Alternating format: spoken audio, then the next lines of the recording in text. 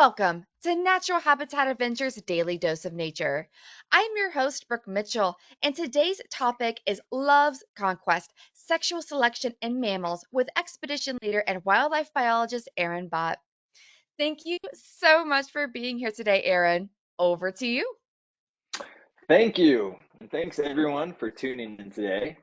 I'm excited to get started. This is a very fascinating subject. Sexual behavior elicits some of the most stunning and exotic behavior in the animal kingdom.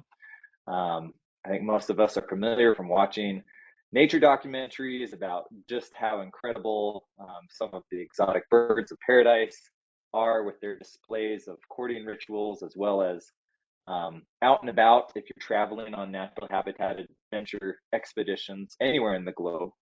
You might be lucky to encounter ungulates or mammals in their courtship rituals, and you might be lucky enough to see some of the offspring born of these reproductive events. And it's just something that I think we often take for granted when we're out and about and we're appreciating nature. And so I wanted to spend a minute today talking a little bit about sexual selection and help us to understand it just a little bit better so that we can gain a deeper appreciation of the natural world around us. And I limited myself to sexual selection in mammals. They're going to be my primary focus for today's discussion. But as I was putting this together, I regretted putting myself in a box because a lot of what we're going to be talking about today is applicable to all kinds of organisms in life, or in life. I'm very excited to be discussing all of this with you. Just as a disclaimer, we're talking about sex today. There's going to be nothing graphic in here, but we are going to be talking about how babies are made in the animal kingdom. And without further ado, I think we will go ahead and get started. So I am a wildlife biologist. Specifically, I'm a wolf biologist, actually. I have grown up here in the American West, where my family's been for 6 generations, and I've had the remarkable and incredible opportunity to work with all of the large mammalian species that can be found here in the lower 48 states. And specifically, I study large carnivores. I've worked with grizzly bears and mountain lions, but mostly I've worked with wolves in and around the Northern Rocky Mountains, as well as the Pacific Northwest. I did my doctoral research, which I'm hoping to wrap up, on wolf social dynamics, which includes their breeding behaviors, as well as how their social dynamics influence recruitment or offspring survivorship. So this kind of is a topic that relates to a lot of what I do as I monitor wolf populations on the landscape. But again, all of this sexy material can be applied to any organism that reproduces sexually. And as we get into the weeds today, we're going to be spending some time defining a lot about what sexual reproduction looks like and how sexual selection has generated so much biodiversity on planet Earth today. This is a very deep topic, and I'm not going to be able to get into as much of the details as I would like. Some of the details regarding human sexuality are still being discovered or are controversial in some ways. So again, we're going to kind of be skimming the surface on some of these topics, and hopefully it will give you enough of an understanding to pursue your own interests as you begin to appreciate the natural world in a richer way. For most of us here in North America, especially in the national parks, if you guys are traveling around Yellowstone or Glacier National Park, or really anywhere that you have large mammalian critters, everyone is aware of this incredible ritualistic courtship that is taking place at this time of year that we refer to as the rut. You can experience this really anywhere in the northern hemisphere at this time of year. If you're in the southern hemisphere, it's the opposite season, typically in the spring where you'll see this behavior. But the rut refers to the breeding season, when particularly ungulates or hooved animals are competing for mates and breeding opportunities. And into October through September, you have elk in particular, which are out bugling, these big bull elk. They're calling to one another, calling in females. They are ready for breeding. They've got these incredible racks of antlers, which they display as a secondary sexual trait. They're sparring one another, and of course, they're breeding with as many females as they possibly can. And the females as well are all excited. It's just really an incredible um, display of the natural world at this time of year. It's not just elk that are going through this. Bison began their rut in August as the largest North American uh, terrestrial mammalian species. They have the longest gestation period, and so they begin their rut a little bit earlier. We're into the mule deer and the white-tailed deer rut in the next few weeks, and then you've got bighorn sheep, et cetera, et cetera. It's just a really exciting time of year. And so that's why I decided to choose sexual selection as the topic of my presentation today, because it's going on around us, and some of you might be out traveling in the national parks with natural habitat adventures, and you might be witnessing some of these incredible displays. Hey Aaron, not to But butt in really fast, but yeah, your bandwidth is a little low. Are you okay maybe turning off your camera so that we can hear yeah, you a let's little do better? it. Let's do it. Thank you so much. No problem. Let's see if I can do this right though. Camera, turn off camera. How's that? Okay, And great. interrupt me Ready to again do if your you can't hear presentation? me. Yeah. Is that is that good? Yes, that is actually better. Okay, Thank you so much. good. All right. Well, um, as these animals that we see in the national parks and elsewhere out in the wild are competing with one another, they are showing off their fitness. But something that we need to define as we proceed with our presentation today is exactly what biological fitness entails. Oftentimes when we think about fitness, we have this idea of muscles and bodybuilding and weightlifting in our heads, athletics, et cetera, et cetera. But when we talk about biological fitness, sometimes referred to as Darwinian fitness, we're not talking about strength. We're actually talking about the measure of reproductive success. So an animal is considered biologically fit if they are capable of reproducing successfully, passing on their genes to the next generation. And oftentimes, physical fitness is tied in with biological fitness because it makes sense that if someone or some animal or organism is physically fit, they're more likely going to be able to survive and find a mate in order to pass on their genes by reproducing successfully. But there's not always that correlation there. So it's important that we define that up front.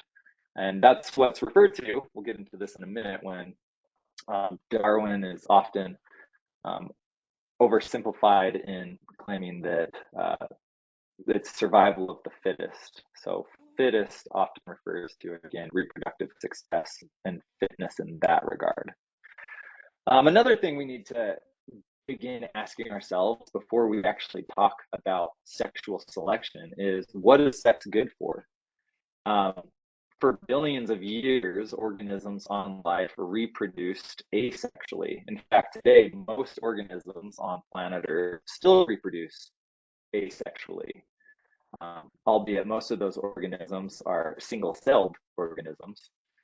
So why at some point did we begin to evolve to reproduce sexually, where it takes two different sexes in order to reproduce and make offspring? We're going to look at this and ask the question of what sex is actually good for. And we're going to start by looking at what it's not good for, the cost of sex, the price of sex. there's a lot of complications with sex, a lot of downsides to it, not the least of which is the search cost. If it takes two to tango, it's going to involve time to search and finding a partner in order to reproduce. And that's going to be calorically not necessarily advantageous sometimes.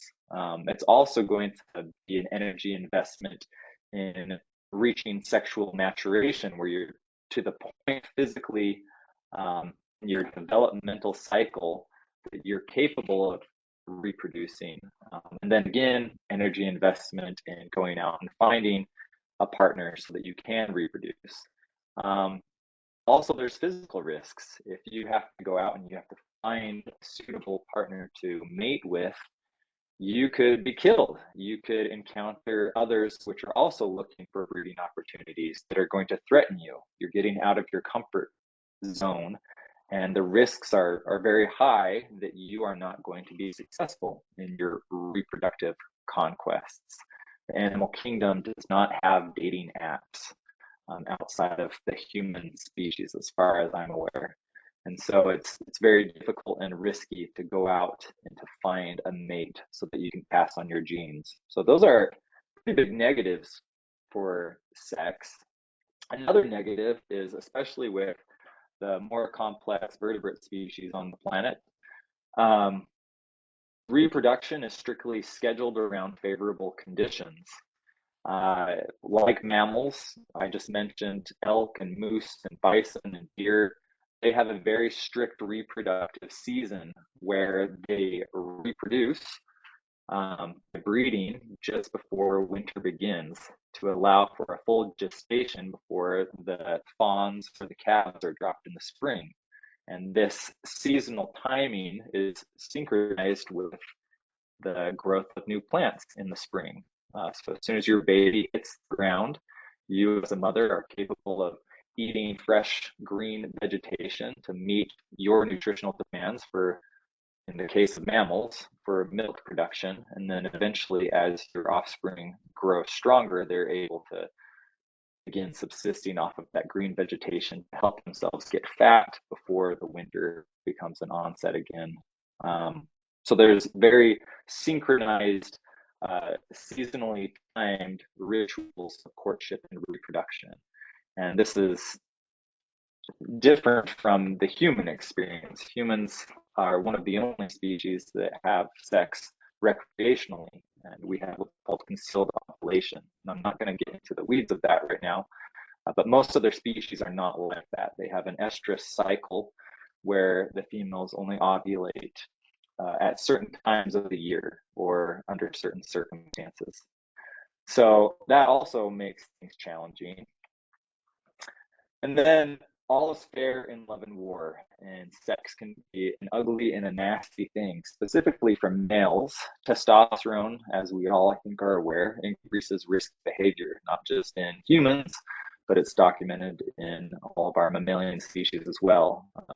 Testosterone is the primary driver of courtship battles, and we'll talk more about this. It helps to again, increase risky behaviors, but it's also been documented in humans as well as other mammalian species to reduce the efficacy of the immune system.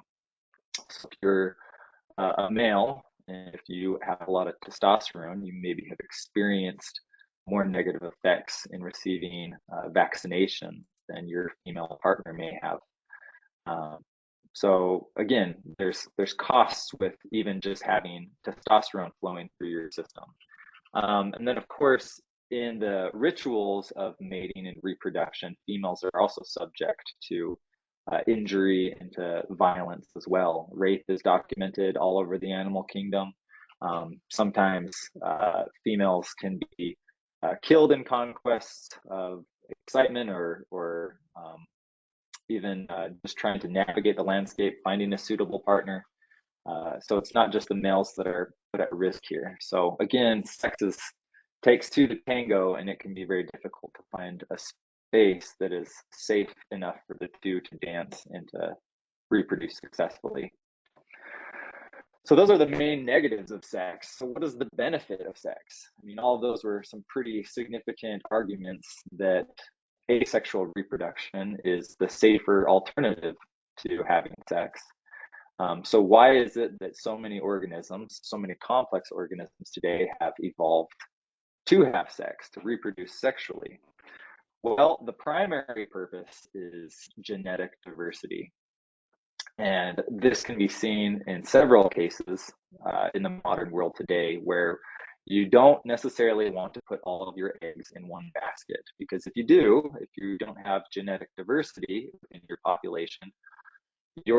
population can be subject to disease outbreaks or to negative mutations, which ultimately will cause your population to crash suddenly and rather catastrophically.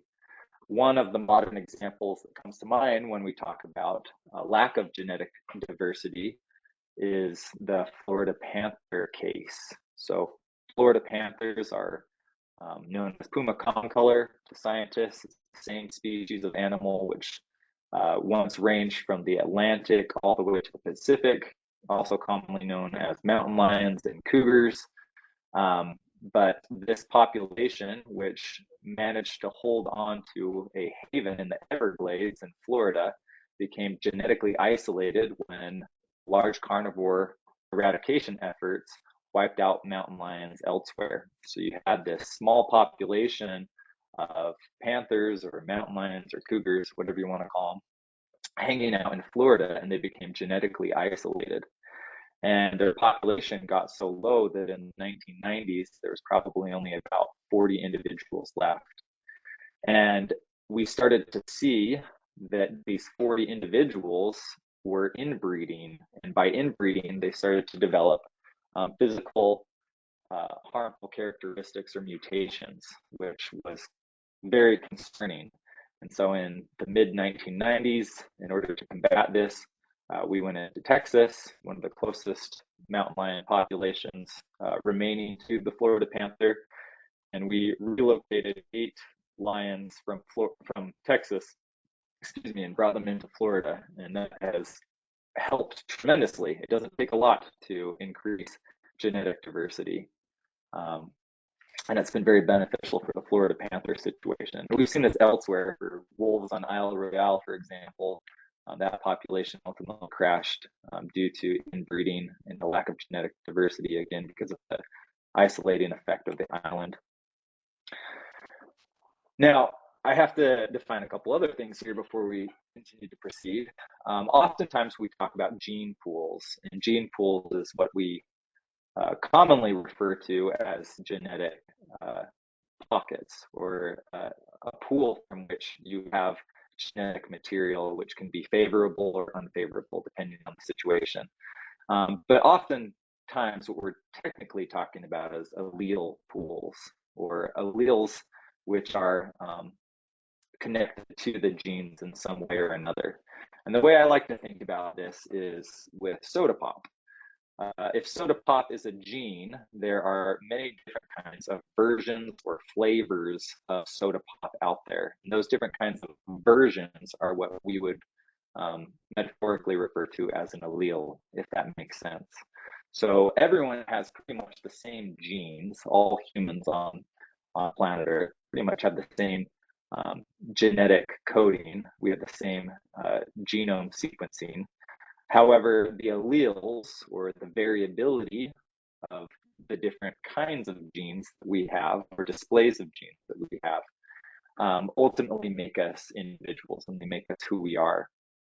And as these genetic codes are repeated millions and millions and millions of times over and over and over again inside of our bodies and inside of our DNA, occasionally we have mutations.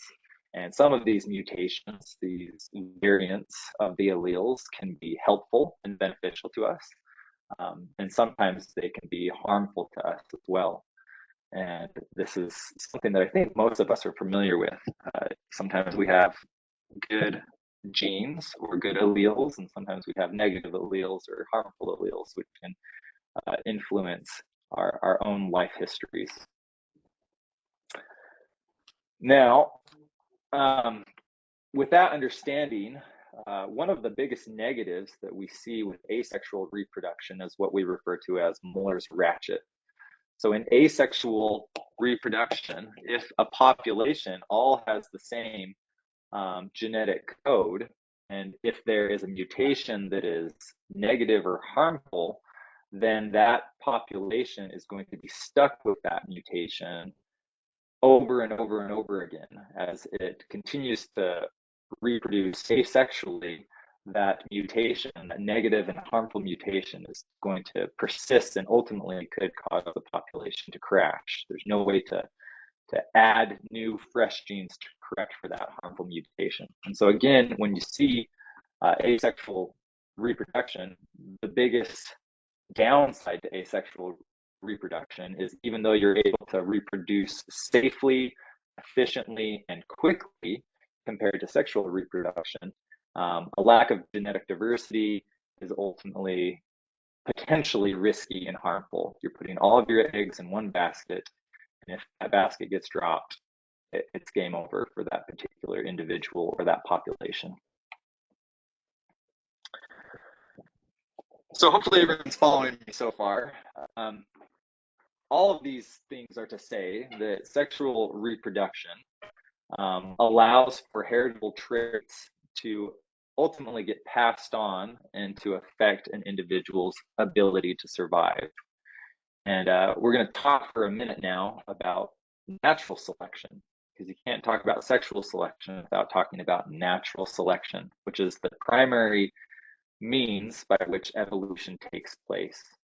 So as we understand genes and alleles that get passed on, and with mutations in these said genes, individuals with certain mutations that are favorable are going to be better at surviving and ultimately reproducing in their biological environment. So they're going to have better biological fitness. And the perfect example of this is this long-tongued nectar bat. So you can imagine that millions of years ago, the ancestors to this bat recognized that there was a niche to drink and eat the nectar of certain flowers, but certain flowers were difficult to reach, and they were difficult to drink up some of that nectar because of the depth of the flower. And the bats that were most successful at surviving were the ones that had longer tongues. And they passed on their genetic mutations to their offspring, which in turn favored other bats that had even longer tongues, and then they favored other bats which had longer tongues. And these heritable traits continued to be passed on over and over again, which ultimately led to the development of the species which we recognize today. So it's this heritable trait ultimately influencing and impacting an individual's ability to survive. So very quickly, I'll define natural selection, which is exactly what we just talked about, as outlined by Charles Darwin and Alfred Russel Wallace, which in the 1850s both came up with this understanding that organisms better adapt to their environment tend to survive and produce more offspring, passing on their genes to the next generation. The concept of evolution was not coined by Darwin or Wallace. It was an idea which had gained a lot of traction for even centuries before Darwin came along. But what really made Darwin and his discoveries and Alfred Wallace's discoveries stand out is finally this understanding that organisms are capable of passing on heritable traits which are adapted to the environment of the individual animal, which therefore helps to produce more offspring. I don't know if I said that very clearly, but hopefully you're capable of following me there. So natural selection is ultimately all about survivorship. Which traits, which characteristics, which are heritable, are going to give you the most successful chance of surviving, and which of those characteristics and traits are going to be passed on to your offspring, which will ultimately help the population as it evolves on the landscape. And this is kind of explained by what we call the Red Queen hypothesis. And the Red Queen hypothesis is an allusion to Alice in Wonderland, where the Red Queen grabs Alice and starts running and running and running. But as she runs, Alice notices that they're never actually making any progress. They're just standing in one place while they run. And the Red Queen explains that it takes all the running you can do to keep in the same place. And this Red Queen hypothesis is a metaphor for evolution, where organisms must continually adapt simply to survive. And so as our environments change around us, we have to adapt to our environments in order to maintain our ecological stability.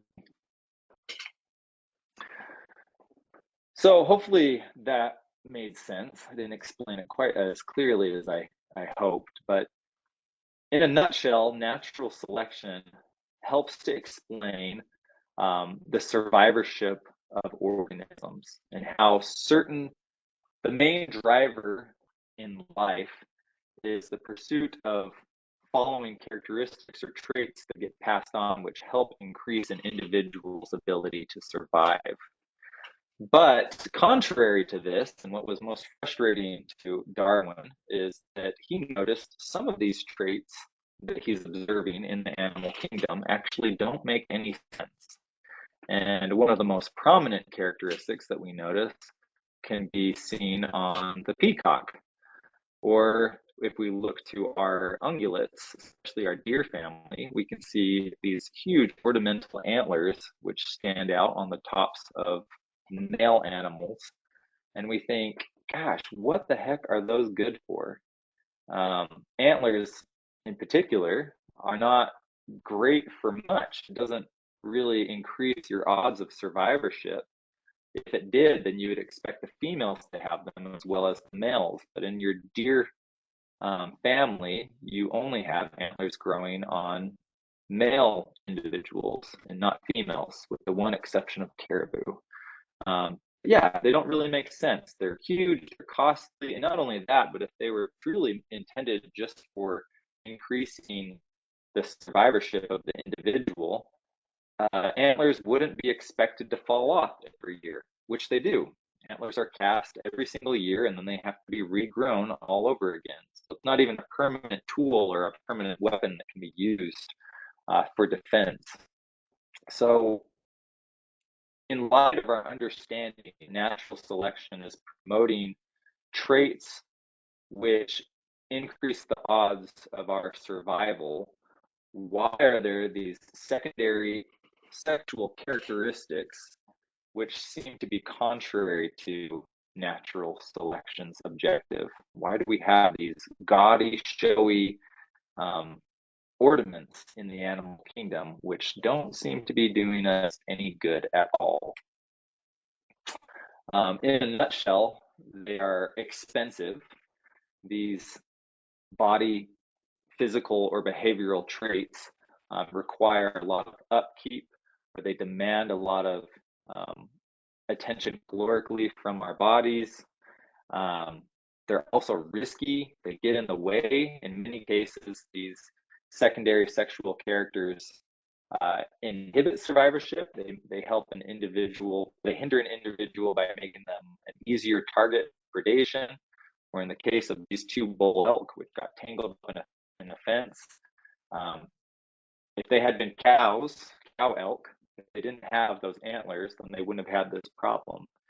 And they're also just gaudy. They seem to be extravagant and not necessary, again, for the survival of a particular individual. So these secondary sexual characters stumped Darwin for a hot minute, and they seem to be contrary to everything that he was understanding about natural selection through his own observations.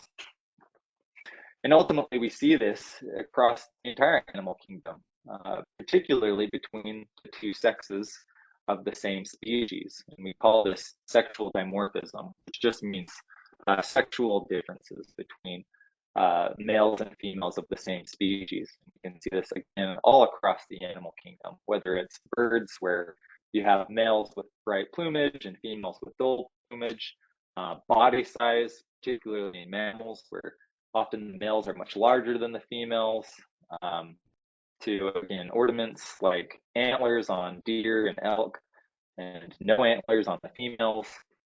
All of these characteristics seem to be at odds with natural selection. And it took a while before Charles Darwin in 1871, with his book published on the descent of man, came up with a proposal of sexual selection being a subset of natural selection. And this ultimately is defined as a selective process which produces traits that sometimes reduce survival but improve mating success. So occasionally we see in the natural world that there are traits whose sole purpose is to help with finding an opportunity to reproduce sexually. And sometimes those traits are not beneficial at all to one's survival. But as long as they get the job done of helping us find the opportunity to breed with and pass our own genes on to our offspring, then you could consider them to be biologically fit. So there are two branches of our understanding with sexual selection and how it relates to natural selection. The first one is what we call intersexual selection, which is that we see variance in behavioral and physical characteristics among animals, which is driven by mate preferences. And essentially, if you have one sex which prefers a particular trait, they are going to reproduce more regularly with individuals that have that particular trait. And over time, those particular traits, because the genes of those particular traits are successfully being passed on, those traits will become exaggerated. In the animal kingdom, especially in mammals, most of the time we see that females are the ones that are doing the selecting. And believe it or not, this kind of female-led selection was arguably the most controversial publication that Darwin made in his lifetime. It was frowned upon by many of his peers from the Victorian era, this notion that females actually know what they want sexually and they prefer to make a decision about who they're going to reproduce with. This was considered scandalous and it went against societal norms. And again, it was very controversial in Darwin's day. And even Alfred Wallace Stegner, one of his great supporters and of natural selection, he also disagreed with Darwin on this topic. Now it's not so scandalous, and Darwin is considered controversial for other reasons, unfortunately. But in his lifetime, this idea that you have a sex, usually females, which are electing to reproduce with individuals that demonstrate certain characteristics, whether they're physical or behavioral, was really revolutionary. But we see this time and time again in the natural world, and we have to ask ourselves, why then still do we have specific physical or even behavioral characteristics which don't seem to be really useful for anything? Again, deer are a great example of this. Why have antlers become so magnificent in the animal kingdom? Why are they so unpragmatic? Oftentimes people assume that antlers are weapons that increase the survivorship of the individual. They can be used as tools of defense. against predators or as tools of competition against other deer. But this again doesn't hold any water because half of your population are females and none of them have antlers. And again, antlers are cast every single year. So what's the purpose of growing them if you're just going to drop them? Well, our understanding of this can be explained through the honest indicator hypothesis, which is basically truthful advertising. If you're going to reproduce with someone, you want to make sure that your offspring are going to have the best chance of survival. Even if you're not conscious of this, your biology is conscious of this. And you're therefore attracted to individuals that are going to be the most fit. They're going to be the most advantageous for your offspring and passing on those alleles and those genes. And there are certain traits, physical traits in particular, in the animal kingdom, which get selected for over and over and over again because handicaps simply don't lie. If you're growing antlers um, just because they're attractive over and over and over again, then the odds of you being a healthy specimen are pretty high. We see this with a lot of different animals, but again, I think the deer example is pretty sound in helping us understand this. If you are an unfit individual, then you are not going to have the ability to produce a remarkable set of antlers. And females are going to detect that, and they're going to see that your antlers are not symmetrical, and they're not large, they're not robust, and they're not going to be as interested in reproducing with you. However, if you're capable of growing a symmetrical and large rack of antlers, then that's some pretty good and honest advertising that you are a suitable mate to breed with. Now, as these characteristics can become hyper attention can be drawn towards these characteristics, we sometimes see the runaway selection hypothesis, where traits become ultimately excessive and they actually can even impede survival. And one of the most popular examples of this is the now extinct Irish elk, which went extinct about 10,000 years ago, 11,000 years ago.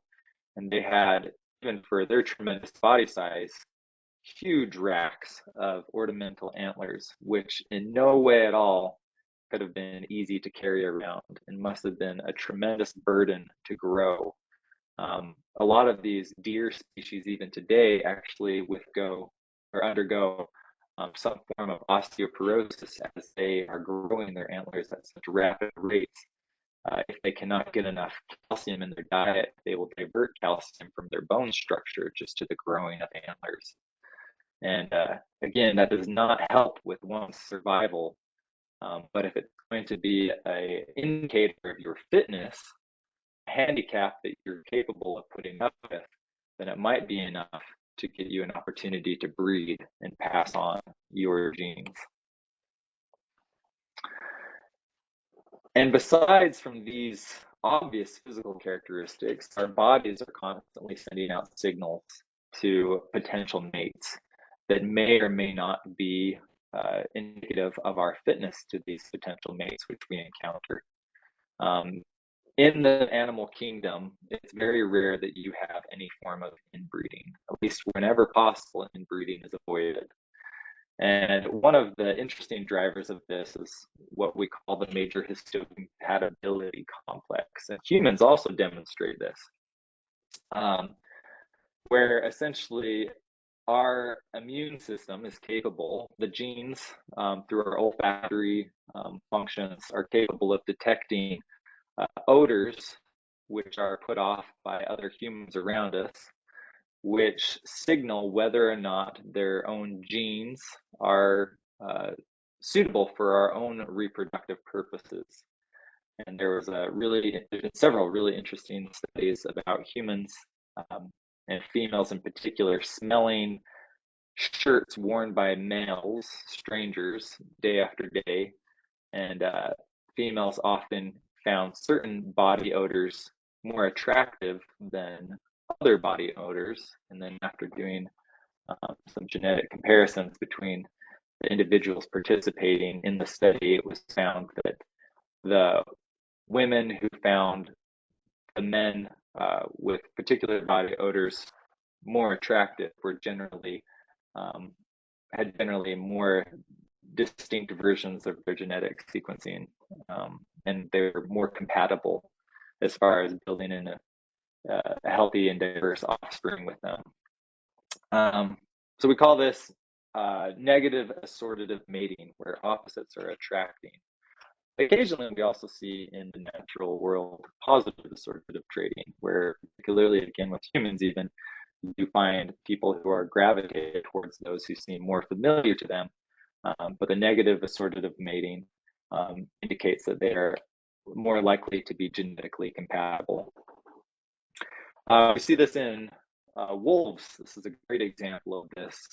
Wolves and dogs in North America experienced what we call introgression 5 to 10,000 years ago, as humans were bringing domestic dogs with them across the Bering Land Bridge and then down through North America. These indigenous peoples had domestic dogs, which then bred with local wolf populations, and it passed on what we call the K locus gene. This is a particular allele which manifests itself phenotypically or physically as a black coat color. So wolves that have black in their fur, wolves that are black, generally are more somewhere down the line have a domestic dog mixed in with them. And this is a dominant gene. We call it the capital K, capital Y allele. And what's interesting about it is that wolves that have black coat colorization generally have a better immune response to specific diseases like canine distemper. So there's an advantage to being a black wolf. And very often we see, like in Yellowstone National Park, where about 50% of your wolves are black and 50% of your wolves are gray, you often see opposites mating and attracted to one another. So that's just a perfect example of this major histocompatibility complex probably driving mate selection in the animal kingdom around us. Now, the last branch that we'll talk about with sexual selection has to do with intersexual selection. So we talked about females and how females generally select for indicators, physical indicators, behavioral indicators of fitness among potential males or potential mates. But we also have intrasexual selection, where individuals of the same sex from the same species are competing for breeding opportunities or breeding rights. And this often leads to hierarchies established, particularly during the rut. Again, if you've got a whole group of bull elk that are coming together during the rut and competing, one bull elk is probably going to establish his dominance in that particular area. He's going to claim a harem of elk for his own, and he's going to compete as much as possible with any other elk in the area to maintain his harem. And this alone can also lead to armaments of weapons or body size, which is ultimately going to give him the best advantage of competing with other members of his own sex. And so antlers, for example, while they're used to display one's fitness to the opposite sex, they also have an acceptation, what we call it, acceptation purpose, which is they can secondarily be used as sparring tools to wrestle with or combat with other members of their own sex.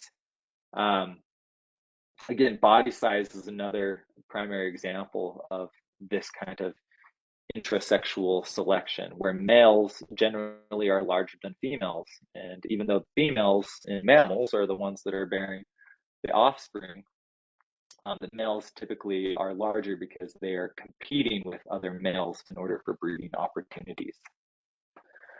And even after the act of copulation, it's not over until it's over. in the animal kingdom, we often see what's called sperm competition, particularly in promiscuous species. So animals, mammals in particular, that have larger testes produce more sperm. And if there's multiple matings of a female in a short period of time, then it's possible that the female can be potentially fertilized by a couple of different males. The ejaculate will go into the female, and very shortly afterwards, you might have another male come along.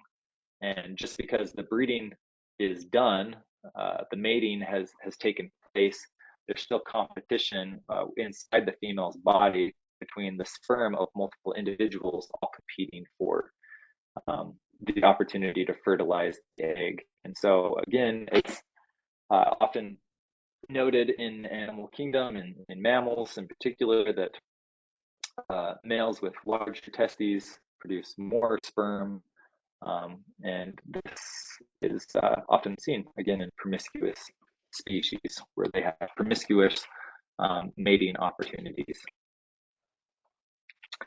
And even then, there are a few species in the animal kingdom that exhibit cryptic female choice, which is a pretty fascinating subject. We often see that when individuals are out mating, it's a risky business to mate with an individual that you just got to know. You don't know if there's going to be a better opportunity to mate with a more suitable partner, a more genetically robust partner in the future.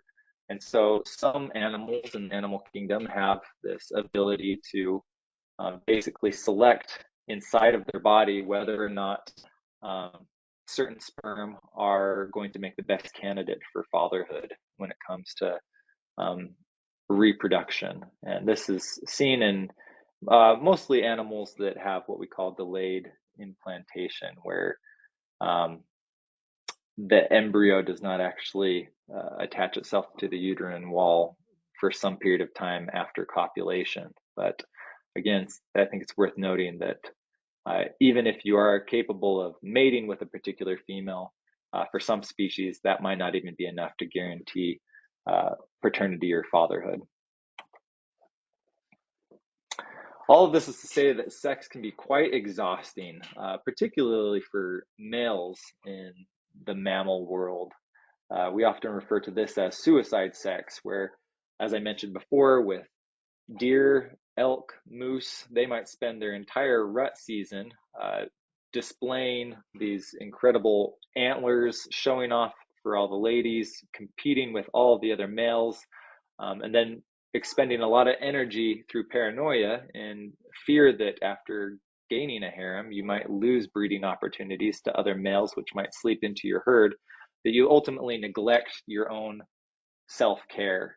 And at the end of the estrus cycle, when the females are no longer receptive to mating opportunities, they go off on their own, and the males are left in a state of exhaustion, and they're completely depleted in their body condition. And for animals like moose, you're going right into winter, and very often they've lost a lot of their fat reserves, and males become target for winter kill or even predators during the winter after the rut. So despite being larger, despite having these impressive antlers, their body conditions are typically wasted away after the rut, and it makes them more susceptible to mortality. But is this all worth it? Well, in terms of sexual selection as a subset of natural selection, yeah, it is. The driver to pass on your particular genes is so great that in many cases the male has fulfilled his role in the breeding system, and now it's up to the female in many cases to be the parent that invests the most in rearing the offspring and ensuring her part of the genetic survivalship. Another interesting example of this is the Australian marsupial brown mouse. They kind of have an incredible reputation because all of the males, after they reach sexual maturation, they battle so vigorously for the opportunity to have sex that they all basically go extinct after the breeding season takes place. And for the next year, you only have females living in the population until they all give birth, and then you have males in the population again. But males completely exhaust themselves in the act of sexual reproduction. And there's a lot of other well-known examples of this, such as with spiders, arachnids, black widows, tarantulas, where the male reproduces and then the female very often will kill the male after the act of sexual reproduction takes place. I'm just going to wrap up the next few slides really quickly. But as I alluded to previously, the male has, in very many cases, done his job, and now he's left to hopefully survive another year. But odds of him making it another year are usually not looking so good. But in mammals, many times it's the female that has to take care of the offspring. They are the limiting sex, which ultimately gives birth, and then they are responsible for rearing their offspring in order to ensure of their own genetic survivorship in the offspring that she bears. And this, in many ways, does not seem fair at all. In many cases, is not fair at all. But in 90% of mammals, the males do not help in the rearing of the offspring. And while the female is taking care of the offspring, there are lost opportunities for other breeding opportunities. Now, there are some exceptions to this, and humans are one of those exceptions, and wolves are as well. And as I mentioned, I specialize in wolf biology, and this is what I think is very fascinating. Wolves and currently humans are what we live in. We live in social units known as cooperative breeding units, and this is where you typically have a monogamous relationship between a male and a female that work together to raise offspring until the offspring reaches sexual maturity and can go off on their own and pass on their own genes. And there's pros and cons to cooperative breeding. The primary pro to living in a cooperative breeding unit is pup survival. If passing on your genes is biologically the driver of life, then it makes sense to have males and females working together in order to raise their offspring. In the example of wolves, male wolves are capable of going out and hunting and coming back and regurgitating chewed up meat to the female while she's in the den lactating for the pups.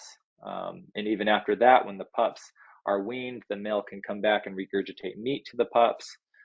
So this is what we call biparental care, where individuals are working together to raise their offspring and ensure the survivorship of their genes. Other benefits include foraging. If you've got more individuals looking for food for the group, that's going to be beneficial, and you can defend the resources available to you in your own territory. But there are also cons, and some of those include competition between individuals as well as conflicts. And this is my last slide. As usual, I took a lot of time talking and explaining different things, but despite all of the odds and the challenges that come from sexual reproduction, sexual selection pays off for both sexes. Life is hard. It's very hard, and sex is one of those fascinating parts of life, which, despite the romance often it gets celebrated with, is also very hard and very challenging. And if the goal of sex is to reproduce and to make offspring, anyone who has kids or who knows someone who has had kids understands that it's not easy. And yet this is one of the primary drivers, one of the primary forces in nature, which helps life persist. And it's truly fascinating. And with that, I will conclude. And if there's any time for questions, I'll gladly take them. Well, Aaron, thank you so much. I felt like I was back in my awesome college days learning about all these topics, and you did a much more fascinating version of a lot of them. So thank you for that. We do have some questions here, and everybody, please, in your control panel, we'll take questions for the next few minutes and send those on through, and we'll get through as many as we can in the last few minutes that we have here. But I would like to start with this fascinating topic and definitely related to today's webinar. Could you explain incest a little more? How common is it? Are there any advantages to it or not advantages? Yeah, just explain that a little further. Yeah, so incest is when you have closely related individuals that are breeding and reproducing together. And it gets a little bit technical. So you have um, homozygotes, which are basically if you have the same genes as another individual, that's not a bad thing. So if you're making offspring um, with someone who has genes which are very similar to your own, that's not necessarily bad in of itself, as is the case with asexual reproduction. But when it becomes bad is if there is a negative or harmful mutation in some of the alleles. Those alleles then get magnified because they become concentrated through incest reproduction. And so incest is not very common in the natural world, although it does happen. For example, the Florida panther example is a great case where populations begin to bottleneck and who are you going to breed with? Who are you going to mate with? The opportunities are not very diverse. But ultimately it's that concentration of uh, harmful mutations which ultimately leads to physical effects which are going to impact or impede your own survivorship or the survivorship of your offspring. Yeah, thanks so much for that explanation. And on the flip side of that, or I guess, I don't know if flip side's the right term, but we were talking a lot about the advantages of reproducing potentially with multiple partners and competition for the best sperm and best genes and all of that. So, what about species that partner for life? What is the advantage of that? And do you know of any animals off the top of your head where that is um, the reproduction style that they have evolved over the years? Yeah, so wolves are a perfect example of this. Wolves are monogamous, so they mate with one partner for life. And one of the thought processes behind this is because wolves have a very short estrus window. So females are only receptive to reproducing for about 5 to 7 days. That's a very small window. And one of the drivers which keeps wolves monogamous is a male which has found a mate wants to keep the opportunity, and likewise the female too, they want to keep the opportunity of maintaining a good thing while they've got it. And it is probably more likely that that male will be able to breed again the following year if he just hangs out with that same female. And also, this has led to, like I said before, biparental care, where in many cases, um, males are actually able to help take care of the offspring. And in some cases, like in some avian species, some bird species, the males actually do more work than the females when it comes to raising the offspring.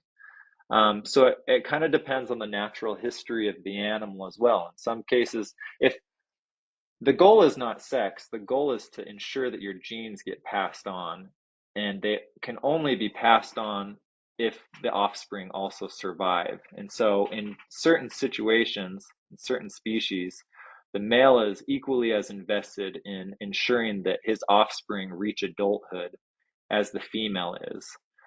With mammals, we see it less frequently because mammals lactate, and it's only females that are producing the milk. And so the males often don't have an ability to increase their efforts in investing while the female is lactating. As in the case with wolves, though, it's different. The male can go out and hunt and forage and bring back meat, and he can regurgitate it to the pups. He can regurgitate it to the female. Birds, again, another example. You know, the males can sit on the eggs just as well as the females can. Um, so yeah, it's the goal is not just to pass along the genes, but to make sure that the offspring reach maturity. And I will say this too, that even though monogamy is defined in the natural world, there's also a lot of promiscuous behavior. Like most monogamous bird species still have extramarital affairs, if you will, with other birds whenever they get the chance. And wolves will do the same thing too. That's why they get so territorial about other wolves coming into their territory. If there's another female that comes into a territory of a wolf pack, and typically the breeding female will try and drive it away because she doesn't want breeding competition with that other female. The male, of course, wouldn't mind breeding multiple females. So it's kind of self regulating in that sense. Well, Aaron, this has been an incredibly fascinating webinar, and we have reached the end of our hour here, so I will turn it to you for any last closing thoughts. Well, thank you, everyone. Thanks for tuning in. I feel like it got a little bit twisted up in the middle there, but hopefully you guys were able to stick with it. And thanks again for tuning in. Hopefully the next time you're out and about in the natural world, whether you're bird watching or watching elk bugling, you'll think about sexual selection and how fascinating it is that life is the way that it is. And yeah, again, thanks very much for tuning in. Yes, thank you so much, Aaron, and thank you. And I'm very excited for our future Conservation Connect webinar where I'll just place that little seed here for everyone still with us. But I'd also like to thank everybody who tuned in and join us tomorrow for our next Daily Dose of Nature. You can check out this week's lineup, including registration links, on our website at nathab.com/webinars. We did record today's presentation, and we will have the replay available on our website soon. With that, I will conclude the webinar. Goodbye, everybody.